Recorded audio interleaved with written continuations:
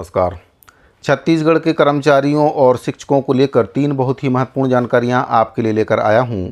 सभी जानकारियां आपको बारी बारी से इस वीडियो के माध्यम से बताऊंगा।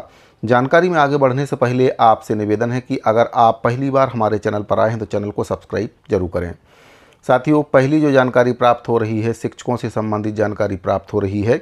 जब से युक्तियुक्तकरण हुआ है तब से समस्याएँ काफ़ी बढ़ गई हैं, क्योंकि पहले जो प्राथमिक शाला, माध्यमिक शाला का जो समय था, कई जगह पर एक पाली में शालाओं को संचालित करना है और कई जगह 2 पाली में शालाएं संचालित हो रही थीं। लेकिन जब युक्तियुक्तकरण हुआ तो प्राथमिक शाला और माध्यमिक शाला का जो युक्तियुक्तकरण है उच्चतर माध्यमिक विद्यालय में कर दिया। और ऐसे में पूर्व में जो समय शाला संचालन के लिए निर्धारित किया गया था और वर्तमान में जो समय शासन के द्वारा निर्धारित किया गया है उसमें काफ़ी भिन्नता है। इस वजह से जो काम है वह करने में शिक्षकों को काफ़ी परेशानियां हो रही हैं, क्योंकि शिक्षण काम के साथ साथ और भी कई प्रकार के काम हैं जो शिक्षकों को करने पड़ते हैं और समय सारणी में भिन्नता होने की वजह से शिक्षकों को काफ़ी ज़्यादा परेशानी हो रही है। तो इस समस्या को लेकर छत्तीसगढ़ कर्मचारी अधिकारी फेडरेशन के द्वारा स्कूल शिक्षा सचिव को एक पत्र लिखा है और जो समय सारणी है उसमें जो भिन्नता है उसमें एक रूपता लाने का निवेदन उनके द्वारा किया गया है। तो जो पत्र लिखा गया है, सबसे पहले उसके बारे में आपको बताना चाहूँगा कि क्या कुछ पत्र में कहा गया है, क्या कुछ समस्या शिक्षकों को आ रही है। तो साथियों, छत्तीसगढ़ कर्मचारी अधिकारी फेडरेशन के द्वारा माननीय सचिव स्कूल शिक्षा विभाग को पत्र प्रेषित किया गया और इसमें कहा गया है कि सविनय निवेदन है छत्तीसगढ़ कर्मचारी अधिकारी फेडरेशन की ओर से आपका ध्यान इस महत्वपूर्ण विषय की ओर आकृष्ट कराना है कि युक्तियुक्तकरण एवं संकुल स्तरीय व्यवस्था होने के उपरांत प्रदेश के अधिकांश प्राथमिक एवं माध्यमिक विद्यालय उच्चतर माध्यमिक विद्यालय से संबद्ध होकर संचालित हो रहे हैं। ऐसी स्थिति में विभिन्न स्तरों के विद्यालयों के लिए अलग अलग समय सारणी निर्धारित होने से शैक्षणिक, प्रशासनिक एवं प्रबंधन संबंधी अनेक व्यवहारिक कठिनाइयां उत्पन्न हो रही हैं। इसके साथ ही विभाग के द्वारा पूर्व में जारी विद्यालय संचालन संबंधी आदेश और वर्तमान में जारी समय सारणी के कारण भी संशय की स्थिति निर्मित हो गई है। यानी कि पूर्व में जो आदेश जारी किया गया था उसमें शाला संचालन का समय बताया गया था और वर्तमान में जो आदेश जारी हुआ है इससे कई प्रकार की समस्याएं शिक्षकों को हो रही हैं। वर्तमान समय में विद्यालयों के प्राचार्यों, शिक्षकों और कर्मचारियों पर नियमित शिक्षण कार्य के अलावा विभिन्न विभागीय योजनाओं का क्रियान्वयन, ऑनलाइन काम, अभिलेखों का संधारण, परीक्षा संबंधी दायित्व, वित्तीय एवं प्रशासनिक काम, संकुल स्तरीय समन्वय, पालक शिक्षक बैठकें और अन्य शासकीय दायित्वों का कार्यभार निरंतर ही बढ़ता जा रहा है। अलग अलग समय सारणी होने के कारण इन समस्त कार्यों का संभावित एवं प्रभावी संचालन कठिन होता जा रहा है। यदि शनिवार को उच्चतर माध्यमिक विद्यालयों का संचालन भी प्रातःकालीन पाली में किया जाता है तथा प्राथमिक, माध्यमिक एवं उच्चतर माध्यमिक विद्यालयों की समय सारणी में एक रूपता सुनिश्चित की जाती है तो विद्यार्थियों को अध्ययन पर किसी भी प्रकार का प्रतिकूल प्रभाव नहीं पड़ेगा। इसके विपरीत शेष समय में विद्यालयों के प्रशासनिक काम, शैक्षणिक समीक्षा, संकुल स्तरीय बैठक, विभागीय प्रतिवेदन, अभिलेखों का संधारण और आगामी सप्ताह की शैक्षणिक योजना और अन्य आवश्यक विभागीय कार्य सुव्यवस्थित एवं प्रभावी ढंग से संपादित किए जा सकेंगे। इससे विद्यालय प्रबंधन की कार्यकुशलता, प्रशासनिक दक्षता और शैक्षणिक गुणवत्ता में उल्लेखनीय सुधार हो सकता है। अतः छत्तीसगढ़ कर्मचारी अधिकारी फेडरेशन आपसे विनम्र अनुरोध करता है कि युक्तियुक्तकरण एवं संकुल व्यवस्था की वर्तमान परिस्थितियों को दृष्टिगत रखते हुए उच्चतर माध्यमिक विद्यालयों में भी शनिवार को प्रातःकालीन शाला संचालन की अनुमति प्रदान करने और माध्यमिक, प्राथमिक, उच्चतर माध्यमिक विद्यालयों की समय सारणी में आवश्यक एक रूपता सुनिश्चित करने हेतु आवश्यक दिशा निर्देश जारी करने की कृपा करेंगे। तो साथियों, प्राथमिक विद्यालय का समय सारणी शनिवार को एक पाली में संचालित है। माध्यमिक जो शाला है उसका भी जो शाला संचालन का समय है वह अलग है और उच्चतर माध्यमिक विद्यालय का जो संचालन का समय है वह भी अलग है। इस वजह से कहीं ना कहीं दिक्कत हो रही है।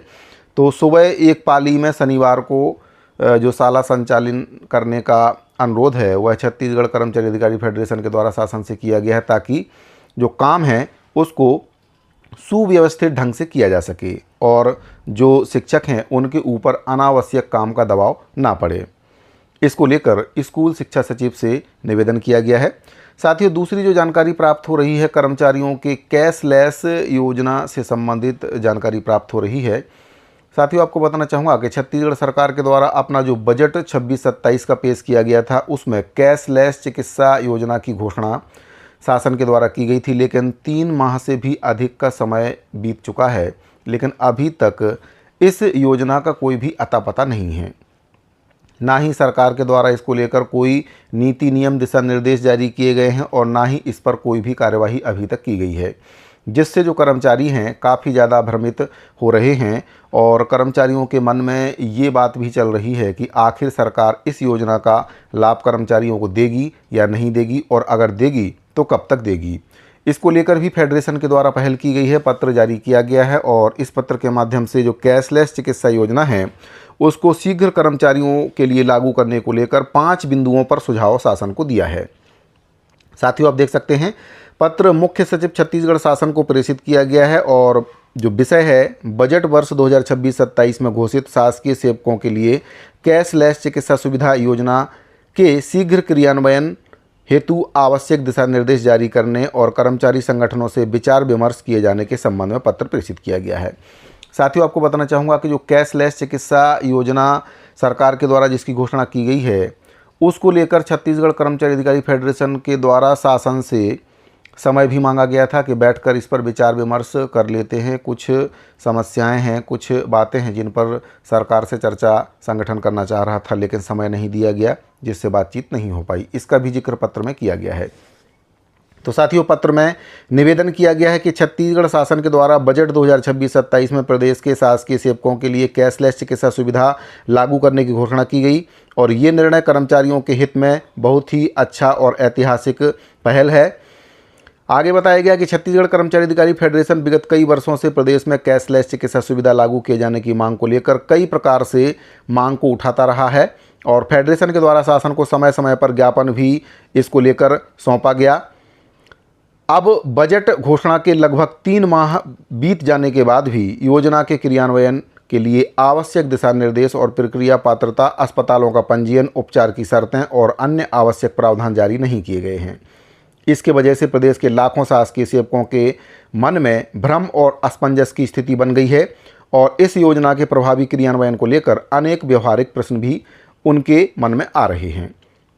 फेडरेशन के द्वारा योजना के प्रभावी एवं कर्मचारी हितैषी क्रियान्वयन के उद्देश्य से माननीय स्वास्थ्य सचिव महोदय को पत्र प्रेषित करके प्रतिनिधि मंडल के साथ बैठक के लिए समय प्रदान करने का अनुरोध किया गया था, जिससे कर्मचारियों की जो व्यवहारिक समस्याएं हैं उस पर आवश्यक सुझाव और विस्तार से चर्चा की जा सके।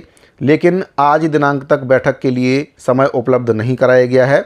अतः आपसे अनुरोध है कि कर्मचारी हितों को दृष्टिगत रखते हुए निम्नांकित बिंदुओं पर आवश्यक कार्रवाई करने का कष्ट करेंगे। तो 5 बिंदुओं पर जो फेडरेशन है उसके द्वारा सुझाव दिया गया है। पहला, कैशलेस चिकित्सा सुविधा योजना के क्रियान्वयन के लिए आवश्यक दिशा निर्देश और विस्तृत कार्य योजना शीघ्र जारी की जाए। योजना लागू करने से पूर्व छत्तीसगढ़ कर्मचारी अधिकारी फेडरेशन के प्रतिनिधियों के साथ बैठक आयोजित करके कर्मचारियों की व्यवहारिक समस्याओं और सुझावों पर विचार विमर्श किया जाए। योजना के अंतर्गत सभी शासकीय सेवकों को बिना किसी भेदभाव के व्यापक एवं सरल कैशलेस चिकित्सा सुविधा उपलब्ध कराई जाए। निजी एवं शासकीय अस्पतालों का पर्याप्त नेटवर्क विकसित कर उपचार प्रक्रिया को पारदर्शी, सरल और समयबद्ध बनाया जाए। 5वां जो सुझाव है, योजना के संबंध में स्पष्ट दिशा निर्देश जारी करके प्रदेश भर में व्याप्त भ्रम की स्थिति का शीघ्र निराकरण किया जाए। हमें पूर्ण विश्वास है कि कर्मचारी हितों को सर्वोच्च प्राथमिकता देते हुए आपके स्तर से आवश्यक दिशा निर्देश जारी किए जाएंगे और इस महत्वाकांक्षी योजना का शीघ्र क्रियान्वयन सुनिश्चित किया जाएगा। तो साथियों, 5 बिंदुओं पर छत्तीसगढ़ कर्मचारी अधिकारी फेडरेशन के द्वारा शासन को सुझाव दिया गया है और अगर शासन के द्वारा इस योजना को लागू करने का ड्राफ्ट बनाया जाता है तो उसको लागू करने से पहले छत्तीसगढ़ कर्मचारी अधिकारी फेडरेशन के प्रतिनिधि मंडल के साथ चर्चा की जाए, ताकि ड्राफ्ट में जो भी कमी हो उसको सुधार किया जा सके और कर्मचारियों के हित में इस योजना को व्यापक तौर पर अच्छे से जो क्रियान्वयन है वह हो सके। इसको लेकर कर्मचारी संगठनों से बातचीत करना सरकार के लिए काफ़ी ज़रूरी है, तभी कर्मचारियों को इस योजना का लाभ मिल पाएगा और जो योजना सरकार के द्वारा लागू की जाएगी, उसके लिए जो नियम बनाए जाएंगे उसमें किसी प्रकार का भेदभाव ना किया जाए। समस्त कर्मचारियों को इस योजना का लाभ मिलना चाहिए, क्योंकि कर्मचारी सरकार के एक अभिन्न अंग होते हैं और कर्मचारी काम करते हैं तो सरकार की योजनाएं सफल होती हैं। साथियों, अगली जो जानकारी प्राप्त हो रही है, BSK ऐप में ऑनलाइन अटेंडेंस को लेकर एक आदेश सरकार के द्वारा जारी किया गया है। अभी तक जो निर्देश प्राप्त हुए थे उसमें केवल शिक्षकों के लिए ही ऑनलाइन अटेंडेंस लगाने के निर्देश दिए गए थे। इससे शिक्षकों को कहीं ना कहीं ये लग रहा था कि केवल उनके लिए ही ये व्यवस्था लागू की गई है। ऑफिस में बैठे जो स्टाफ हैं, बाबू हैं, वे इससे मुक्त रखे गए थे। इसका विरोध कहीं ना कहीं शिक्षक कर रहे थे। तो अब सरकार के द्वारा एक पत्र जारी किया गया है और समस्त जो कर्मचारी अधिकारी हैं जो गैर शिक्षकीय काम करते हैं उनको लेकर भी अब आदेश जारी हो चुका है। साथियों, अब देख सकते हैं लोक शिक्षण संचालनालय छत्तीसगढ़ की ओर से 7/7/2026 को आदेश जारी किया गया है। समस्त संभागीय संयुक्त संचालक शिक्षा संभाग छत्तीसगढ़, समस्त जिला शिक्षा अधिकारी छत्तीसगढ़। इसमें विषय है गैर शैक्षणिक कर्मचारियों के ऑनलाइन उपस्थिति के संबंध में, यानी कि जो शिक्षण कार्य नहीं करते हैं अब उनको भी ऑनलाइन अटेंडेंस लगाना पड़ेगा BSK ऐप के माध्यम से।